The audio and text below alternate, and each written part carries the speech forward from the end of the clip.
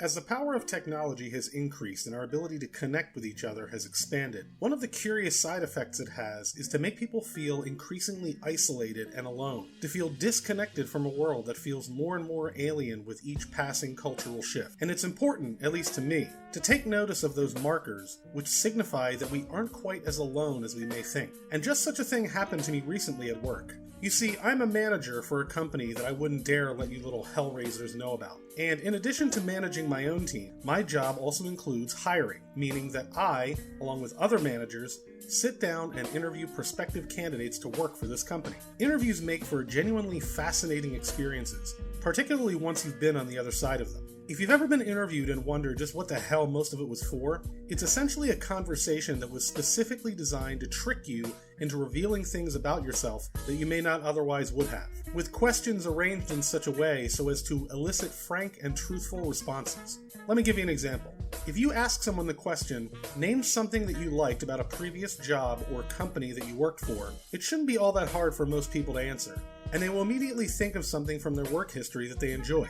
And if they can't, well, then they're either brain dead or aren't invested enough in their own careers to consider hiring. Simple though, right? But when you follow that question with, what's something that you didn't like about a previous job or company that you worked for? It's like throwing a hand grenade into the middle of the room, and seeing how people react to it tells you all that you need to know about them.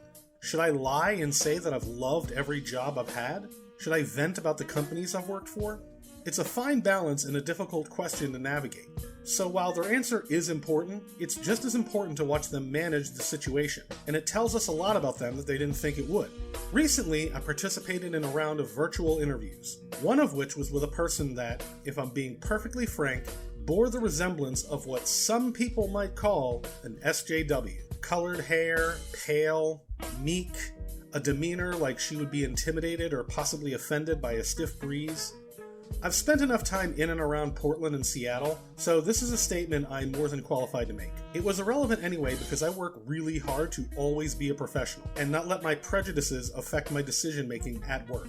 So we conducted the interview, and when asked the million-dollar question, name something about a previous job that you didn't like, the wheels came off. She began making allusions to her current job and how they, quote, don't respect her mental health and, quote, gaslight her. The rest of her interview went along as normal, and when it was over, my genuine assessment was to file her under maybe, as in, we'll see how the other candidates shake out, and if we have a role that needs filled, she might be hired to fill it. Now, one thing I forgot to mention about these interviews was that they were being done by committee, and on that committee were two other people, both women. So when the interview concluded, we met to discuss her candidacy. I was particularly eager to know what their assessment of her was, and to hear their thoughts, if any, on her referring to her mental health and her current job gaslighting her. I will now read what was said as close to verbatim as I can recall. Nuh-uh, that's a no. I don't have time for that mental health gaslighting nonsense. Like, girl, please, I got kids of my own. I ain't got time to raise you. God damn. Is that what you expected? Me either. But it's important to remember that we aren't alone.